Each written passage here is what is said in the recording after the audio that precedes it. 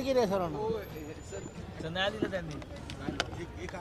सर्व चावी त्याकडे. सर मुंबईतला प्रश्न आहे.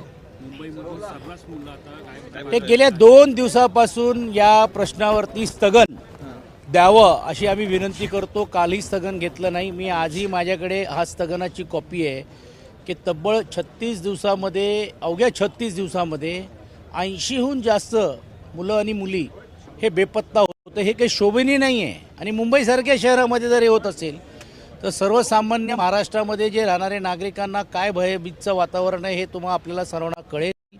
आणि हे सिंडिकेट आहे. म्हणजे एका बाजूला सरकार आमदारांवरती कारवाई, विरोधकांवरती कारवाई करत असताना मूलभूत असलेल्या ह्या जी एक गँग चाललेली आहे ती गँग कधी मोडण्याचं काम करणार आहेत.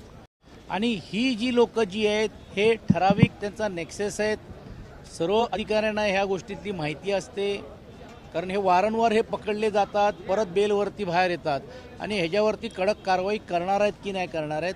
आजच सकाळी मी सन्मान्य राज ठाकरे साहेबांचं पण ट्विट या विषयावरती बघितलं आणि हा भयानक परिस्थितीबद्दल त्यांनी राज्याच्या मुख्यमंत्र्यांना सांगितलं की जे योगायोगाने राज्याचे गृहमंत्री पण आहेत, पण आम्ही 2 दिवसापासून स्थगन मांडतो, का दिलं जात नाही? हे सरकारला हे आकडे लपवायचे आहेत का?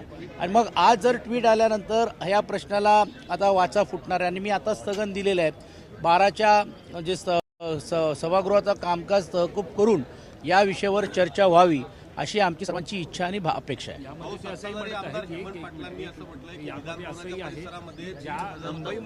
मुंबईमध्ये ज्या प्रकारे मुलं बेपत्ता होतात, मात्र सरकार सातत्यानं तेच उत्तर देत आहे की मुलं सापडले त्यांना घरी नेलेले. हे खोटं आहे. हे खोटं आहे. निर्माण होतात. नाही, हे खोटं आहे. ह्याच्यामध्ये 2-5% बेपत्ता झालेत किंवा हरवलेत या घटना वेगळ्या. किडनॅपिंगच्या बद्दल तुम्ही जर असं बोलणार असाल तर मुलं परत आली, मग किडनॅपरने आणली तर मग त्याच्यावरती काहीतरी सौदा झालं का? ही सर्व गोष्टी आहेत. आणि या मुलांना आणि मुलींना भीक मागायचा भाग पाडला जातो, विकले जात आहेत. आमचं तर असाही देखील एक माहिती आहे की परदेशातली पण गँग ह्याच्यामध्ये सक्रिय आहे का, असा एक प्रश्न निर्माण होतो आहे.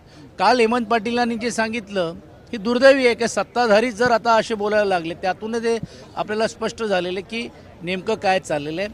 पीठासीन अधिकारी माननीय सभापती आणि उपसभापतींनी याचे चौकशीचे आदेश द्यायला पाहिजे, कारण हा शेवटी परत आरोप आम्हा सर्व लोकप्रतिनिधीवरती येतोय.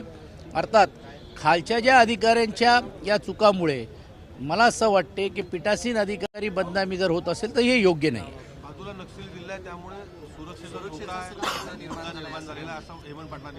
नक्कीच आहे. त्याला कारण असं आहे की उद्या भविष्यकाळामध्ये जर असं झालं तर कोण कुठच्या ओळखीने आलंय, कोणाची शिफारस न येता जर असं शिरकाव जर करण्याचं काम जर विधान भवनमध्ये जर झालं तर कायदा आणि सुव्यवस्था आणि विशेषतः सर्वांची सुरक्षेचा विषय निश्चितपणे निर्माण होण्याची शक्यता नाकारता येत नाही. मुख्यमंत्र्यांकडेच गृहखातं आहे आणि कायदा सुव्यवस्थेचा हे कालच त्यांची शायरी आपण सर्वांनीच ऐकलेली आहे. आणि ज्या भावना त्यांच्या हे आहेत ह्या सर्वसामान्य भारतीय जनता पार्टी आणि सत्ताधारीतल्या आमदारांच्या अनेकांचे आहेत. पण उशिरा का होईना त्यांना ह्याची जाणीव झाली की अशा प्रकारे राजकारण करून तो राजकारण जास्त वेळ टिकत नाही. समाजकारण आणि राजकारणामधला जो एक अंतर आता जो वाढलेला आहे तो त्यांनी मला असं वाटतं प्रदर्शित करण्याचं काम त्यांच्या शायरीच्या माध्यमातून केलेलं आहे. विजय वडेट्टीवार यांचं म्हणणं विजय वडेट्टीवार असं बोलतात की संजय राऊत यांना मी महत्त्व देत नाही. वेगळ्या विदर्भावरती जे संजय राऊतांनी जे उत्तर दिलं आज ह्याच्यामध्ये पत्रकार परिषदेमध्ये, त्यानंतर वडेट्टीवार हे बघा, ही आमची भूमिका आहे.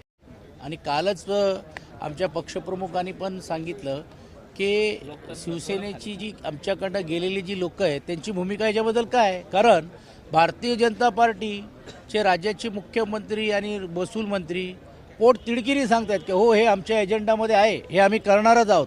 कधी करणार का म्हणतात, तारकावरती तारीख, कभी करेंगे लेकिन तारीख नाही बताएंगे, अशी त्यांची जी आहेत. म्हणजे सत्याचा उपभोग राज्याचे मुख्यमंत्री या पदावरती करून घेऊन विदर्भाचा प्रतिनिधित्व करत असताना पण आजही विदर्भाची वेगळी भावना लोकांच्या मनामध्ये येणं आणि भारतीय जनता पार्टीने त्यातली भूमिका मांडणं.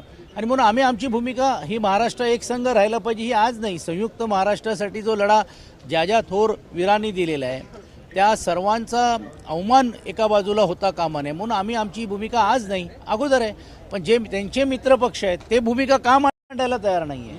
ही पक्षाची भूमिका असताना वडेट्टीवार म्हणत आहेत की आधी संजय राऊतांना का महत्त्व द्यायचं. नाही बघा, ते त्यांच्या वेगळ्या पक्षाचं आहे. आता ते व्यक्ती म्हणून कोण काय बोलतोय ह्याच्या मी अजून ती बाईट बघितलेली नाही आहे त्यांची, पण ते काँग्रेस पक्षाचे आहेत आणि आम्ही आमच्या पक्षाची भूमिका मांडलेली आहे. आणि विजय वडेट्टीवार कधी काळामध्ये आमच्याबरोबर पण राहिलेले आहेत, त्यावेळी त्यांची भूमिका काय होती आणि आज त्यांची भूमिका काय आहे हे मी सांगायची गरज नाही. भास्कर जाधवांना विरोधी पक्षनेते पद द्यायचं नाही, उद्धव ठाकरेंना नुसतंच पत्र देऊन ठेवलं असं उद्धव सामंतांनी म्हटलं. हे बघा, कालही राज्याचे विधानसभेच्या सभापतींकडे आणि अध्यक्षांकडे स्वतः ते गेलेत, पूर्ण शिष्टमंडळ आमदारांचं घेऊन पण घेण्याचं काम केलं. असं असतं तर आम्ही गेलो नसतो. हे फक्त डॉज करायचं, आमच्याकडे नाही, त्यांनी त्याचं नाव सांगायचं, त्यांनी ह्याचं नाव सांगायचं. ह्यांना मूलभूत लोकशाही टिकवण्याच्या दृष्टिकोनातून हा महत्त्वाचा पद न देता, आता जसं म्हणतोय ना की कालच काही लोकांनी, आणि मला कशाला सुधीर भाऊंनी सांगितले ना की आता काल सर्वच पदं आम्हाला मिळाली पाहिजे, सर्वच पदं मिळाली पाहिजे. सदाभाऊ बोलले काल, जे आज आम्ही बोलतो असं नाही, मिटकरी बोलले एका बिलावरती की सर्वच आमच्या ताब्यात राहिलं पाहिजे. तर आता विरोधी पक्षाची पण हे पदं न देता एका प्रकारे विरोधी पक्षाचा पण स्पेस आपसामध्ये वाटून घेण्याचा प्रयत्न होतोय.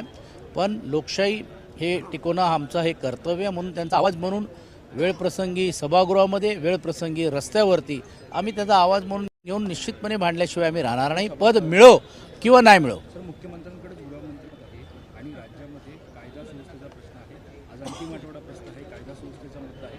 राज्यामध्ये ज्या घटना घडत आहेत सुरक्षेच्या पार्श्वभूमीवरती खरंच कायदा सुव्यवस्था नक्कीच त्याच्याबद्दलचा आम्ही आवाज उठवण्याचं काम आम्ही करू. खरं तर अंतिम आठवड्याचा प्रस्ताव आला, पण आमचा सत्ताधाऱ्यांचा 260चा प्रस्ताव हे काल येणं अपेक्षित होता, तोही आलेला नाही आहे. आणि मग आता अंतिम आठवडा आणि हे क्लब करून एक कोणतरी उत्तर देईल, ते चालणार नाही. आम्ही त्याच्याबद्दल जाब निश्चितपणे विचारू आणि राज्याचे मुख्यमंत्री अथवा उपमुख्यमंत्र्यांनी त्यांना उत्तर द्यायला पाहिजे. ही भूमिका आणि ही मागणी आमची राहणार आहे. सर, संपूर्ण अधिवेशनामध्ये विरोधी पक्ष फक्त विरोधी पक्षनेते पद मागण्यासाठीच त्यांचा आठवडा गेला असं सत्ताधारी म्हणतात. पायऱ्यांवर विरोधक कुठेही दिसले नाही असं त्यांचं. हे बघा, मी कालच परवा याचं स्पष्टीकरण केलं की मुळामध्ये 4 आठवड्याचा हा अधिवेशन व्हायला पाहिजे होता. का ते एका आठवड्यामध्ये गुंडाळण्याचा प्रयत्न करतायत आणि सकाळी 8:30-9 वाजल्यापासून इकडे लोकप्रतिनिधी त्यांना यावं लागतोय, 10 वाजता हाऊस चालू होतोय, रात्री 11 वाजता बाहेर पडतोय. म्हणजे आम्ही आज बोलायचं की नाही बोलायचं का पायऱ्यावरतीच राहायचं, म्हणून आम्ही आज स्ट्रॅटेजीचा एक भाग म्हणूनच पहिल्या दिवशी आम्ही आंदोलन केलं. नंतर अर्धे लोकप्रतिनिधी बाहेर आणि अर्धे आत असं होता कामा नये. प्रत्येकांचे प्रश्न आहेत, प्रत्येकांना चर्चेमध्ये सहभागी व्हायचं आहे, म्हणून सर्वसामान्याचा आवाज हा सभागृहामध्ये मांडण्याचं काम आम्ही करतोय. मग यात नवीन काय, म्हणजे त्यांना आता सत्ताधारीच पायऱ्यावरती यायला लागलेले आहेत आणि आम्ही बोलायची गरज नाही आहे. विरोधी पक्षांमध्ये आम्ही भूमिका मांडत असताना सत्ताधारी आमदार पण आता या सरकारच्या विरोधात किती बोलत आहेत आणि म्हणून हे काहीच चाललं नाही, सर्व आलबेल चाललं आहे असं चित्र निर्माण जे करण्यामध्ये ते अयशस्वी ठरलेले आहेत, अपयशी ठरलेले आहेत. आणि त्यांचे सत्तेतले असलेले आमदार आता त्यांच्या विरोधात बोलायला लागलेले आहेत. त्यांचं पहिलं तोंड बंद करा ना.